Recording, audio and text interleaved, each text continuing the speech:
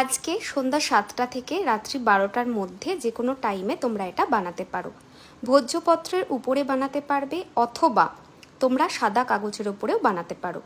লাল কালির পেন দিয়ে ড্র করবে, ঠিক যেভাবে লেখা আছে সংস্কৃতই ঠিক সেইভাবেই তোমাদের এটা লিখতে হবে।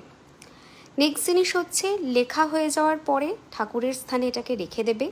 অবশ্যই যখন লিখছো সামনে একটা ঘিয়ের প্রদীপ জ্বলবে এবং মনে মনে জাস্ট ওং ক্লিং ওং, ওং ক্লিং ওং এটা কন্টিনিউ চ্যান্ট করতে থাকবে যখন এটা বানাচ্ছ। যখন এটা বানাচ্ছ অবশ্যই হাত পা ধুয়ে পরিষ্কার জামা কাপড় পরে বসতে হবে। লাল রঙের ড্রেস পরে যদি বসো খুব ভালো হয়, পূর্ব দিকে মুখ করে বসে যদি এটা বানাতে পারো খুবই ভালো হয়। এবার চ্যান্টিং করে পুরো বানানো হয়ে গেল, মায়ের কাছে রেখে দেবে। মায়ের কাছে কৃপা প্রার্থনা করবে যে মা সমস্ত কষ্ট নিবারণ করো, সমস্ত কষ্টকে দূর করো। এইভাবে মায়ের কাছে এটা সারা রাত রাখা থাকবে। পরের দিন সকালে তুলে নেবে।